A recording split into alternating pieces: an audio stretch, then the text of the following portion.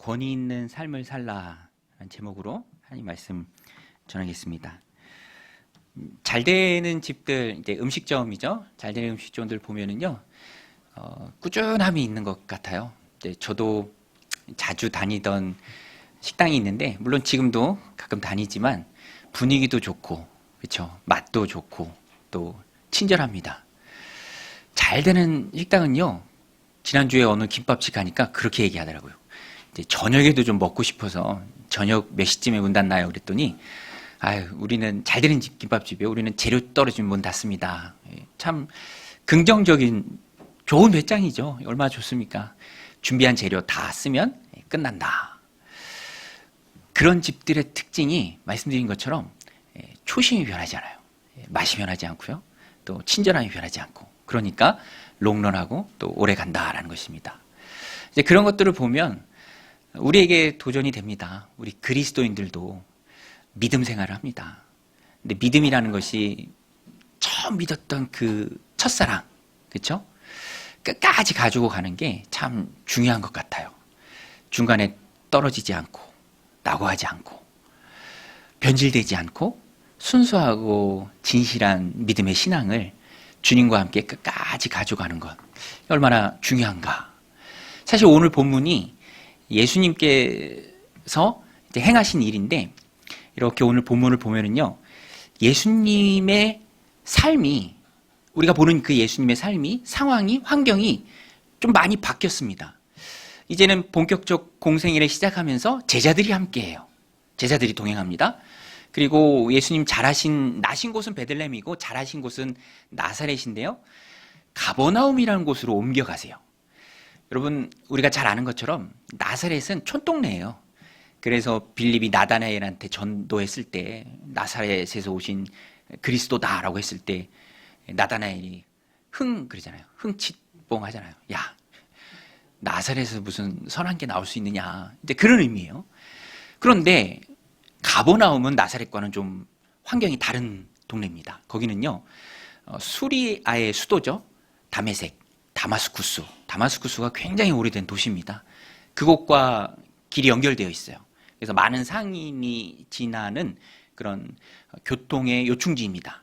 그리고 어업이 발달해서 인구 밀도가 굉장히 높아요. 많은 사람이 삽니다. 그러다 보니까 행정관처, 부대가 주둔하기도 하고요. 일단 사람이 많고 번화하는 그런 지역이었어요. 굉장히 이스라엘 내에서도 중심적인 역할을 감당하는 곳이 바로 가버나움이었습니다. 그런데 예수님께서 제자들과 함께 나사렛에서 가버나움으로 옮겨가셨어요. 그리고 그것을 사역의 중심지로 삼으셨습니다. 그러니까 오늘 우리가 이 본문을 보면서 가지고 가야 될 배경적 상황은 예수님의 상황과 환경이 많이 변했다. 그거예요. 그런데 우리가 붙들어야 될 메시지는 뭔가? 상황이 변하고 환경이 변했지만 예수님이 전하는 하나님의 말씀, 예수님이 행하시는 그리스도의 사역들, 조금도 변함이 없고요. 조금도 영향을 받지 않았습니다. 오늘 우리가 붙들어야 될 메시지입니다. 그리고 회당에 들어가셔서 말씀을 전하셨어요. 회당은요, 성전을 잃은 이스라엘 사람들이, 유다 백성들이 성전과 같은 역할을 하는 구심점의 장소입니다. 자녀들을 교육하기도 하고요. 또 모여서 또 하나님의 말씀을 듣고 연구하기도 하고, 유대인 10명, 남자 10명 이상만 모이면 회당을 만들어서 그곳을 중심으로 여호와의 신앙을 꾸려갔던 곳이에요. 어디에나 다 있었습니다. 그래서 나중에 바울도 어디든지 전도하러 가면 일단 회당부터 찾아가고 유대인들에게 복음을 전하면서 사역을 펼쳐가죠. 그런 회당이 가버나움에도 있었고요. 그 가버나움 회당에 들어가서 예수님 하나님의 말씀을 전할 때, 자, 지금부터 중요합니다. 듣는 사람들이 놀랐어요. 왜 놀랐을까? 그동안 그들이 회당에 앉아서 들었던 말씀과는 전혀 다른 거예요. 그동안 그들에게 말씀을 전해 주었던 서기관들, 율법교사들, 그들이 전했던 말씀과 예수님의 말씀이 너무 달랐던 거예요. 예수님의 말씀이 새롭고 또 신선하게 다가왔죠. 우리 21절, 22절 같이 한번 읽겠습니다. 시작. 그들이 가버나움에 들어가니라. 예수께서 곧 안식일에 회당에 들어가 가르치심에 뭇 사람이 그의 교훈에 놀라니 이는 그가 가르치는 것이 권위 있는 자와 같고 서기관들과 같지 아니함일러라. 핵심은, 이 말씀의 핵심은 또 오늘 본문의 중심 주제가 되는데요, 권위 있는 가르침이에요. 권위 있는 가르침. 예수님이 회당에서 말씀을 가르치는데 한 귀로 듣고 한 귀로 흘릴 수 있는 말씀이 아니에요. 마음에 박히는 말씀이고요, 또 깨달음을 주는 말씀이에요. 지금까지 그들이 들었던 서기관들과는 전혀 다른 권위 있는 말씀을 예수님께서 전해주셨습니다. 비교가 된다라는 것은 차이가 난다라는 거예요. 그러면 도무지 어떤 차이가 있었을까? 서기관들이 전했던 말씀과, 회당에서 전했던 서기관들의 말씀과 예수님이 전하신 말씀, 그 가르침, 무엇이 달랐을까? 어떤 차이가 있었을까? 서기관들에 대해서는 주님께서 나중에 책망하세요. 꾸중하십니다. 주님이 옳죠? 그들이 책망할 때 핵심은 위선자다라는 거예요. 위선자. 외식한다. 겉과 속이 다르다. 너희가 하는 일은 옳지 않다. 나쁘다. 나쁜 열매다. 그래서 성경에 보면은 막 꾸지람하세요. 화했을진저. 자기들도 천국에 못 들어가고 천국에 들어가는 사람들 앞에 있는 문도 막는 자들아. 이 서기관들의 가르침의 핵심은 인간적인 것이었고요, 그 안에 욕심이 있었습니다. 진실한 하나님의 말씀이라기보다는 자신들의 전통을 더 중요시했어요. 자신들의 명성을 유지시키고 높이고 또 자신들에게 유익이 되는 편견적인 잘못되고 그릇된 말씀을 회당에서 전했어요. 그런데 예수님의 말씀을 들으니까 너무 다른 거예요. 그런 경우가 있어요. 고인물이 썩는다. 참 오래된 학교고 또 그런 가르침이 있어야 할 곳이지만 폐쇄되고 고여있다 보면, 그렇게 너무 오랜 시간을 보내다 보면 그런 가르침들이 세상 것들로 희석되고 또 세상의 가치관이 포함이 되고 그 안에 없어야 될 인간의 어떤 욕심들이 있는, 그래서 들을 때 좀 답답하고 이게 맞나 싶은, 오히려 저도 이렇게 보니까 학원 같은 데 다닐 때, 무슨 시험 준비한다고 학원 다닐 때 정말로 학원생들 시험에 잘 되기를 바라는 그런 강사의 그런 마음을 느끼면서 오히려 더 신선하다라고 느낄 때가 있어요. 저희 아이들 인터넷 강의 자주 보는데 인터넷 강의 이렇게 지나가다 저도 보면 머리에 쏙쏙 들어와요. 막 아직도 기억이 나. 뭔가 어떤 주제로 몸을 아끼지 않고 열정적으로 가르쳐주는. 그런데 주님의 가르침은 서기관들의 것들과도 비교가 안 되고요, 또 사람의 어떤 노력이나 목적을 가지고 가르치는 그 가르침과도 비교가 안 됩니다. 주님의 가르침은 하나님의 말씀에 뿌리를 둔 가르침이었어요. 그래서 듣는 사람들도 그 권위에 금방 깨달았던 거예요. 지금까지 우리가 잘못 들었구나. 서기관들의 가르침과 다르다. 주님은, 주변 상황은 변해도 주님은 변하시지 않습니다. 율법학자들과 달리 권위 있는 하나님의 말씀을, 하나님의 말씀만 진실하게 전했어요. 저도 설교자로서 늘 하나님 앞에 하는 기도가 그겁니다. 온전한 하나님의 뜻을 전할 수 있도록. 인간의 어떤 생각이나 사상이 아니라 정말 이 본문을 통해서 하나님이 우리 각 사람에게 주시는 그 말씀을 전할 수 있도록 하나님의 말씀이 선포돼야죠. 여러분, 하나님의 말씀이 선포돼야 합니다. 그래서 오늘 본문을 통해서 우리가 꼭 붙들어야 할 메시지가, 주님의 가르침은 권위 있는 가르침이었고 그래서 달랐고, 주님의 제자된 우리가 하나님 주신 오늘 우리의 삶을 살아갈 때도 사람들이 다르다라고 느낄 수 있어야 돼요. 다르다. 오늘 본문이 우리에게 주는 메시지입니다. 그리스도인은 하나님이 주시는 권위로 다르게 살아야 한다. 다른 삶을 보여주어야 한다. 여러분, 사실 권위라는 말이 세상에서는 좀 긍정적으로 안 쓰일 때가 참 많이 있어요. 막 권위주의 이런 거 많이 있잖아요. 권위주의 정권, 권위적이다. 그런데 주님이 권위 있게 가르친 그 가르침, 그 권위의 원천, 하나님이세요. 하나님이 주시는 권위입니다. 그래서 권위가 나쁜 것이 아니라 권위가 다르고 신선하고 진실하고 순수하게 다가갔던 거예요, 사람들한테. 왜냐? 예수님이 전하시는 그 말씀이 오로지 하나님의 말씀이기 때문에, 욕심이 섞여 있지 않기 때문에. 서기관들의 가르침과 비교가 됩니다. 그것과 차이가 나요. 그래서 서기관들은 어떻게 가르쳤는가? 말씀드린 것처럼 그들은 이기적이었습니다. 권위로 가르친 것이 아니라 세속적으로 가르쳤죠. 율법학자들의 가르침은 정당함에서 벗어난 것들이었어요. 이기적이고 자기 욕심에 기반한 것이었습니다. 권위적이지 않고 권위라고 사람들이 느끼는 그 안에 숨어 있을 뿐이에요.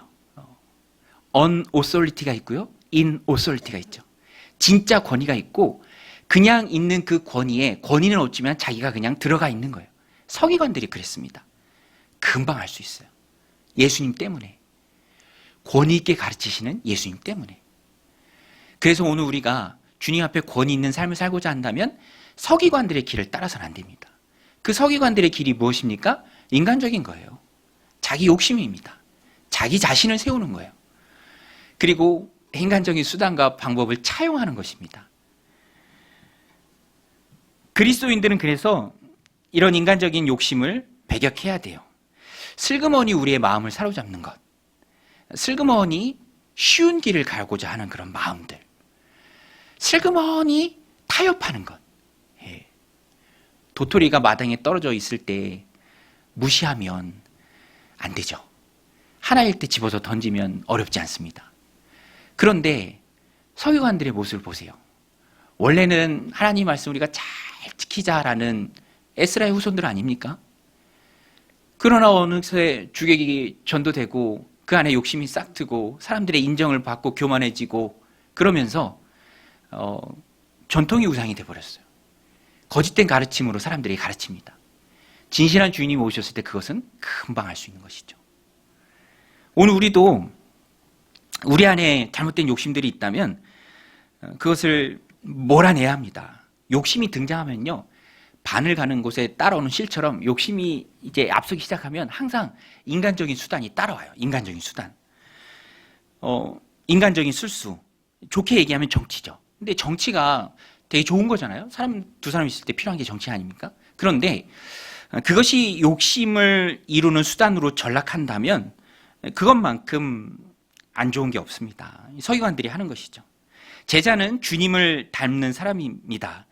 주님이 권위로 일하셨기 때문에 오늘 우리도 하나님 주신 삶을 살아갈 때 욕심을 멀리하고 하나님 권위의 원천에서 오는 하나님이 주시는 그 권위를 가지고 일해야 돼요. 그것은 말씀드린 것처럼 욕심으로 일하는 것이 아니라 하나님의 뜻을 분별하는 것. 그리고 그거 꼭 붙들고 나아가는 것. 제가 전에 컨퍼런스 다녀왔는데 이제 거기에 가면 좋으신 분들 되게 많거든요. 선한 영향력을 참 많이 받습니다.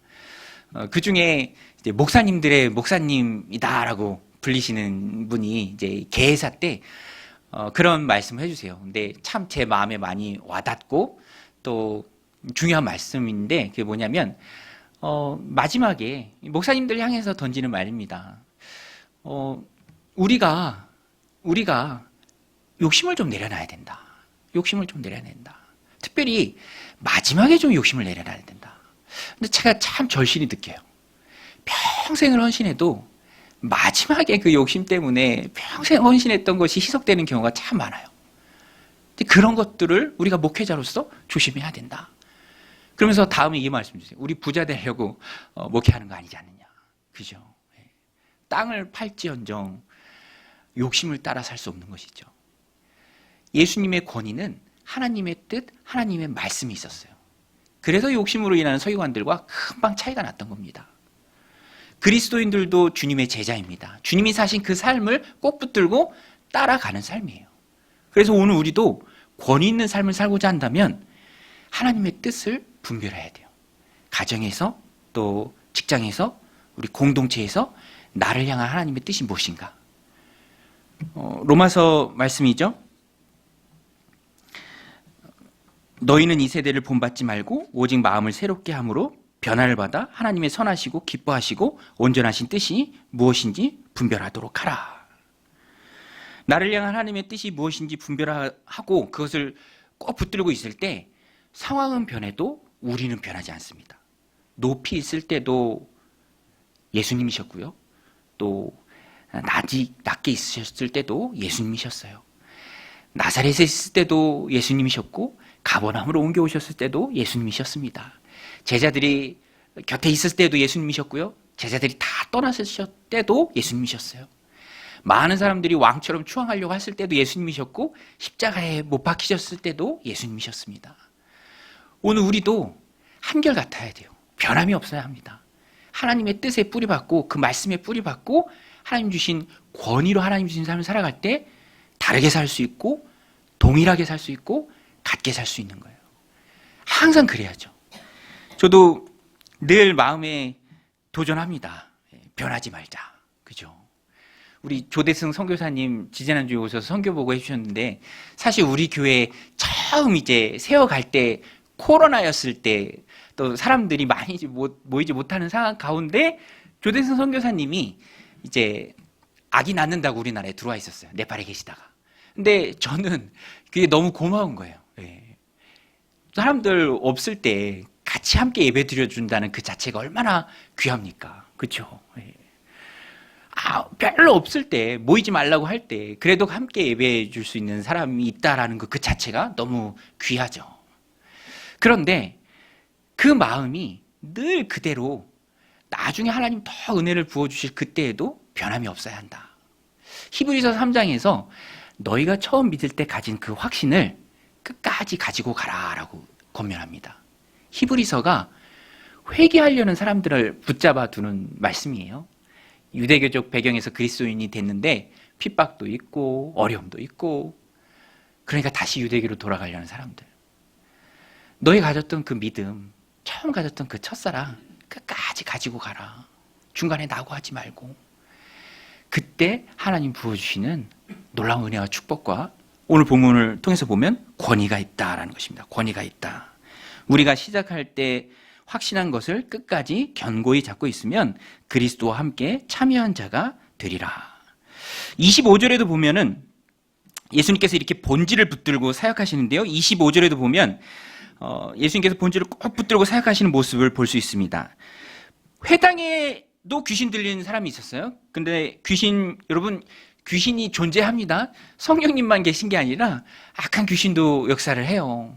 하나님의 일을 방해하고 또 사람들을 괴롭히는 그런 일들을 합니다. 주님께서 쫓아내시죠.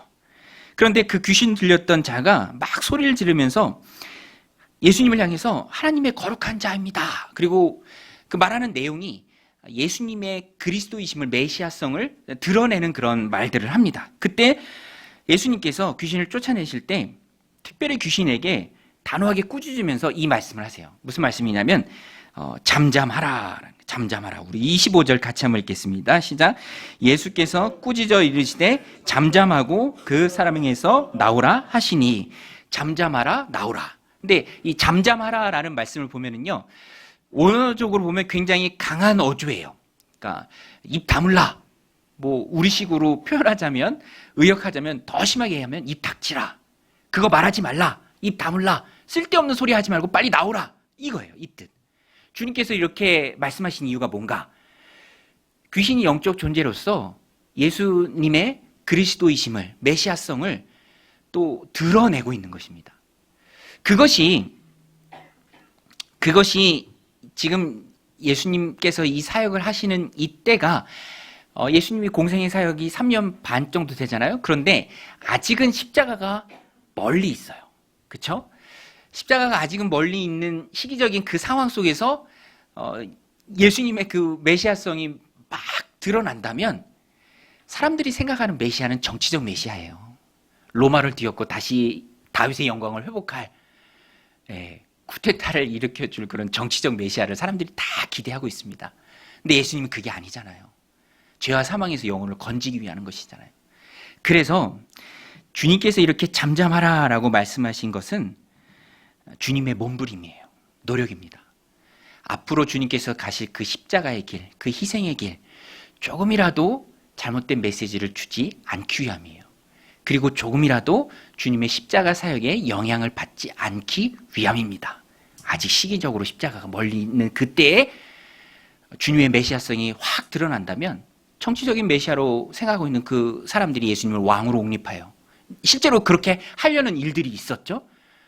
거기에 기름을 부으면 안 되죠. 그래서 예수님께서 복음서에도 보면 고쳐주신 후에 누구한테도 가서 말하지 말라라고 하신 말씀들이 여러 차례 많이 나옵니다. 왜 그럴까? 그 모든 것이 다 노력이에요. 주님의 몸부림입니다. 사명을 붙들고 믿음의 길, 희생의 길, 그 십자가의 길을 꾸준히 영향받지 않고 힘있게 걸어가기 위한 주님의 노력이에요. 그렇기 때문에 오늘 본문에서도 잠잠하고 나오라 라고 주님께서 말씀하십니다. 십자가 사명에 조금도 지장이 없도록. 저는 이 부분이 참 마음에 많이 와닿더라고요. 예수님은요, 지금 사명을 붙들고 본질을 붙들고 가르치고 계시고요. 하나님의 말씀만 전하니까 어떤 인간적인 생각과 사상, 수단과 방법을 이야기하지 않아요. 욕심이 없습니다. 또 주님의 사명인 십자가를 꼭 붙들고 그것을 중심으로 나아가고 있기 때문에 이 뒤에 보면은요, 놀라운 일들이 이루어집니다. 귀신이 쫓겨나가고요. 사람들이 앞부분에도 권위이고 뒷부분에도 권위예요. 앞부분에서는 마가가 간접적으로 말하는 권위지만 뒷부분에서는 귀신이 쫓겨나가는 것을 보면서 모든 사람이 서로 말하며 놀랍니다. 와, 이가 누구시기에 귀신도 순종하느냐. 우리 26절, 27절 우리 같이 한번 읽겠습니다. 시작. 더러운 귀신이 그 사람에게 경련을 일으키고 큰 소리를 지르며 나오는지라 다 놀라 서로 물어 이르되 이는 어찌미냐 권위 있는 새 교훈이로다. 더러운 귀신들에게 명한즉 순종하는도다 하더라. 주님의 권위 앞에 모든 사람들이 다 엎드려지는 것입니다. 뒤집어지죠. 오늘 우리도 그래서 욕심을 따라 살지 말아야 하고요. 사명을 붙들고 살아야 합니다. 그럴 때 세상 사람들이 알아볼 수 있고 인정할 수 있는 하나님의 권위가 내 삶을 통해서 흘러가는 거예요. 그것이 없으면 안 됩니다. 욕심 따라 살고 또 사명과 거리가 떨어져 있는 삶을 산다면 권위가 없어요. 권위는커녕 오히려 망신을 당한 일이 생깁니다. 사도행전 19장에 보면 에베소에 놀라운 부흥이 일어난 일이 소개가 됩니다. 바울이요, 정말 그 부흥의 주역으로서 에베소의 부흥을 이끄는데 바울을 포함한 사도들, 이제 하나님께서 놀라운 권능을 부어주실 때 바울의 손수건이나 앞치마, 바울이 텐트 메이커였잖아요. 천막 만드는 일을 했습니다. 앞치마를 입고 했었던 것 같아요. 이제 그것을 가져다가 병자에게 얹은즉 병자들도 나았어요. 정말 놀라운 하나님의 역사죠. 하나님이 일으키신 역사죠. 그런데 그 주변에 누가 있었냐면 스게와의 7 아들이라는 사람들이 있었어요. 이 사람들은 순수한 마음이 아닙니다. 그냥 나도 척척 나았으면 좋겠다. 이런 놀라운 일들이 나를 통해서 일어났으면 좋겠다. 그 마음뿐이었어요. 욕심이죠. 그래서 흉내를 냅니다. 그런데 귀신이 막 올라타죠. 혼비백산에서 도망갑니다. 사도행전 19장 14절 16절에 보면 유대의 한 제사장 스게와의 7 아들도 이 일을 행하더니 악귀가 대답하여 이르되 내가 예수도 알고 바울도 알거니와 너희는 누구냐 하며 악귀 들린 사람이 그들에게 뛰어올라 눌러 이기니 그들이 상하여 벗은 몸으로 그 집에서 도망하는지라. 권위가 없죠. 권위는 사명에서 옵니다. 인간적인 수단에서 또 욕심이 생기는 거예요. 내가 하는 것이 아니라 주님이 주시는 거예요. 저는 사도행전 19장 15절의 이 말씀, 악귀가 대답하여 이르되 내가 예수도 알고 바울도 알거니와 너희는 누구냐? 너희는 누구냐? 오늘 우리의 삶이 권위 있는 삶이 되어야 돼요. 세상 사람들이 우리를 바라보면서 다른 것을 알 수 있어야 합니다. 그 중심에 하나님의 말씀을 붙들고 그 말씀에 뿌리 내린 삶이 있어야 돼요. 욕심이 아니라. 그리고 그 삶의 중심에 내 사명을 꼭 붙들고 나아가는 모습이 있어야 합니다. 본질을 붙들고 나아가는 거예요. 억지로 얻어내고 내 안에서 노력을 통해서 만들어내진 것이 권위가 아닙니다. 사명 붙들고 신실하게 걸어갈 때 하나님께서 저절로 주시는 게 권위예요. 그리고 세상 사람들이 그것을 보고 알 수 있습니다. 놀라운 능력이 나타나고 하나님께 영광을 돌릴 수 있어요. 오늘 이 말씀을 가지고 우리를 도전하길 원합니다. 하나님이 우리에게 주신 우리가 굳게 붙들어야 될 나의 본질이 되는 사명이 무엇인가? 그것 붙들고 나아갈 때 권위가 나타나는데 세상이 알아보는데 내가 꼭 붙들고 나가야 될 나의 사명이 무엇인가? 우리 참 도와주는 책들이 많이 있어요. 웨스트민스터 소요리 문답 1번 사람의 제일 되는 목적이 무엇입니까? 사람의 제일 되는 목적이 무엇입니까? 하나님을 영화롭게 하는 것, 영원토록 그를 즐거워하는 것. 사람의 인생의 목적이 나에게 있지 않고 하나님께 있어요. 오늘 우리가 그것을 깨닫는 데까지 나아가야 합니다. 하나님이 날 사랑하셔서 구원해 주신 건 너무 감사하죠. 기쁘죠. 여러분 천국이 우리 안에 있는 줄로 믿습니다. 천국 소망 가지고 살아가는 게 얼마나 좋아요. 그렇죠? 예. 저도 칼럼에 썼잖아요. 이번 주에 서울 사시는 분들 경계 경보 문자 다 받으셨잖아요. 그죠? 어디로 피해야 되지? 예. 저희 딸이 원래 저한테 전화 잘 안 하거든요. 근데 엄마보다는 아빠가 좀 더 신뢰가 갔나 봐. 아빠는 군대 다녀오고 그랬으니까. 예. 아빠한테 전화를 하더라고요. 아빠 어떻게 해야 돼? 우리 죽는 거야? 예. 그 아이 입에서 그런 말이 나와요. 북한이 미사일 쏜 것 같아. 그럼 우리 죽는 거야? 아직은 잘 모르겠어. 뭐 어떻게 해야 돼? 일단 학교 갈 준비해. 예. 근데 그 문자가 우리에게 남기는 여운이 있어요. 마지막 때가 갑자기 와요. 여러분 서울 시민 1,000만 명 넘는 사람 중에 그 문자 그 시간에 그때 올 거라고 생각한 사람 몇 명이나 있을까요? 없어요.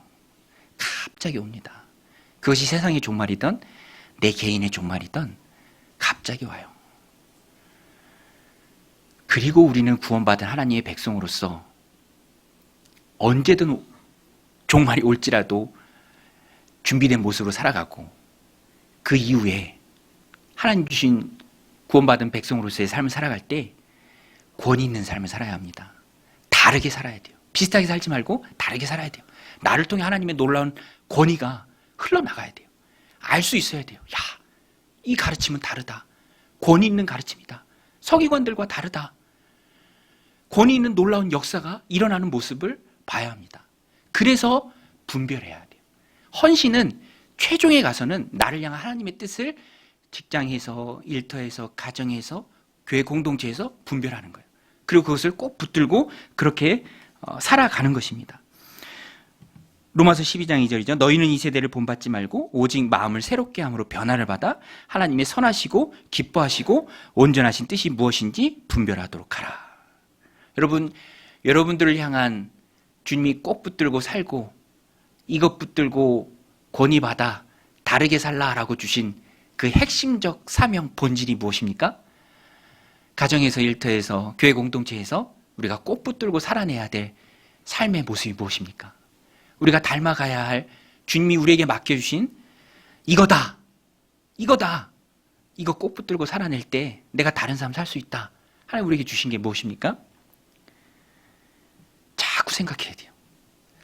목사님 자꾸 생각하면 좀 많아지지 않나요? 좀 흐려지지 않나요? 아니에요.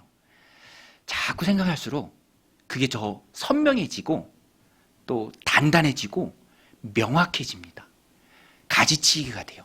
여러분 영어 문장도요. 수식어가 아무리 많아도 아무리 길어도 주어 동사 목적어 찾으면 그것의 뜻을 알 수가 있잖아요. 다는 몰라도. 우리가 그래요. 나를 향한 둘러싼 환경이 너무 복잡하고 너무 힘들고 너무 해석이 안 돼도 나를 향한 하나님의 분명한 뜻을 분별한다면 가정에서, 직장에서, 일터에서, 배우자로서, 아내로서, 남편으로서, 부모로서, 자녀로서 우리가 어떻게 하나님 살아가기를 원하시는지 가정에서 그걸 발견한다면 선명해지는 거죠. 묵상할수록 생각할수록 단단해지고 선명해집니다. 제가 이 말씀 준비하다가 저희 아이가 인형을 갖고 놀더라고요. 초등학교 고학년인데 근데 인형이 아니에요. 그냥 덥수룩한 손뭉치인데 그걸 바늘로 막 찌르더라고요. 전용 바늘로. 아빠 이거 봐. 이렇게 찌르면 이거 나중에 딱딱해지고 단단해진다? 되게 신기하더라고요. 그러더니 완성품을 보여주는데 정말로 단단해지고 인형 모양으로 그렇게 됐어요. 그거 왜 하니? 이렇게 하면 스트레스가 풀린대. 또 기분이 좋아진대. 근데 정말로 이렇게 계속 찌르니까 단단해져요. 오늘 우리의 인생도 하나님의 관점에서 계속 찔러야 돼요. 왜 하나님이 나에게 이런 아내를 주셨지? 그죠? 왜 하나님이 나에게 이런 남편을 주셨지? 왜 이렇게 좋은 공동체를 만나게 하시고 또 미리 이렇게 구원받게 하시고 이 청년의 때에 우리 하나님께 영광 돌리게 하시고 그런 것들을 계속 질문해야 합니다. 찔러야 합니다. 너희는 이 세대를 본받지 말고 마음을 새롭게 함으로 변화를 받아 하나님의 너희를 향한 선하시고 기뻐하시고 온전하신 뜻이 무엇인지 분별하도록 하라. 이게 헌신을 말씀하시면서 바울이 주는 말씀이에요. 헌신은 분별입니다.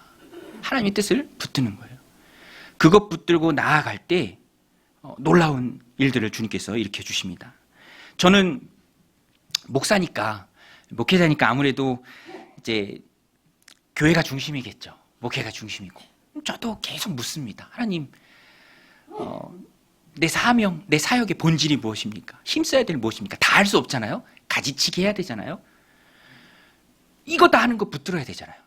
그런데 제가 성경을 아무리 봐도 또 이 선배 목사님들의 그런 가르침을 받아도 책을 봐도 교회의 존재 목적은 영혼 구원에서 제자 삼는 거예요. 영혼 구원에서 제자 삼는 거. 지옥 갈 영혼이 공동체를 통해서 하나님의 자녀가 되는 거. 그게 핵심이죠. 그게 가장 중요합니다. 그래서 제가 좀 젊어서 그럴 수도 있는데 노회에서 막 이런저런 공문들이 와요. 그러면 이건 좀 본질에서 벗어난 것 같은데 뭐 나쁜 건 아니지만 이렇게 하면 예수님 앞에 갔을 때 좀 바울 앞에 갔을 때 바울을 만날 때 주님 앞에 갔을 때 좀 민망하지 않을까라는 그런 것들도 있습니다. 불필요한 것들이 참 세상에 많이 있죠. 우리의 집중력을 분산시키는 것들이 많이 있습니다. 뭐 행사가 그렇게 많을 필요가 있을까? 또 예배가 그토록 화려할 필요가 있는가? 얼마나 많은 보여주기식의 어떤 마케팅 또 어떤 서비스 그런 것보다 교회의 본질에 대해서 저는 늘 기도하고 또 꼭 붙들기를 소원하는데 영혼군에서 제자 삼는 것이죠. 그런 관점을 가지고 살아갈 때 또 하나님 부어주시는 은혜가 있습니다. 여러분, 하나님의 뜻을 붙들어야 내게도 주님의 권세가 생기는 줄로 믿습니다. 하나님 주시는 권위예요. 영접하는 자 곧 그 이름을 믿는 자들에게는 하나님의 자녀가 되는 권세를 주셨으니 우리는 자녀이고 하나님 자녀의 권세를 가진 자들입니다. 그래서 달라야 돼요. 똑같이 생각한다면, 구분이 안 된다면, 차이가 없다면 너무너무 안타까운 거죠.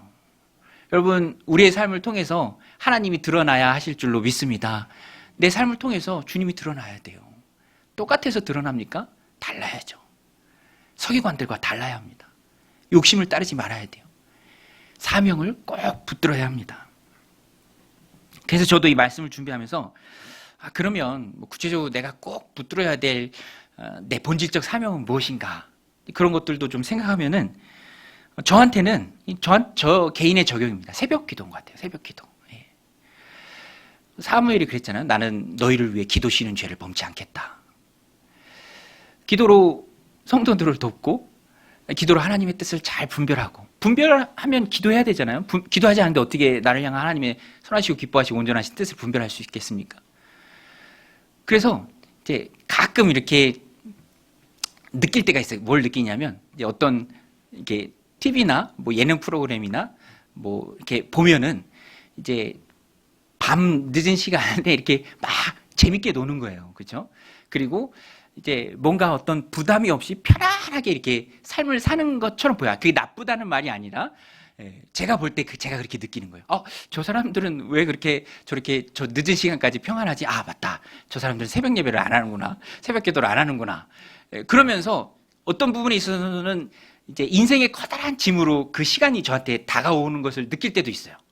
그렇지만 그렇게 느끼는 것이 오래가지 않고 그렇지만 이것이 내가 짊어져야 될 하나님 내게 주신 십자가고 또 이것을 통해서 놀라운 하나님의 권위가 내 삶에 임한다면 이것은 큰 축복이고 내가 꼭 붙들고 가야 할 나의 본질적 사명이다. 이런 것을 이제 느끼게 되는 거죠. 제 예를 드린 거고요. 성도님들도 성도님들의 하나님 주신 본질적 사명이 있습니다. 권위는 만들어내는 게 아니에요. 없는데 있는 척 하는 것도 아닙니다. 그것은 누구나가 다 인정해 줄 수 있는 것이고 그것은 하나님이 우리에게 주시는 거예요. 욕심이 아니라 믿음의 뿌리를 내리고 살아갈 때, 하나님 말씀에 뿌리를 둘 때, 또 본질적 사명을 붙들고 그 삶을 살아낼 때 저절로 우리의 삶에 따라오는 것입니다.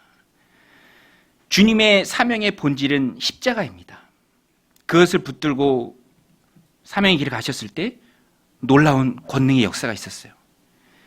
십자가 사명의 반대가 되는 것이 있다면, 지장을 주는 것이 있다면, 그래서 주님은 가차없이 꾸짖으셨습니다.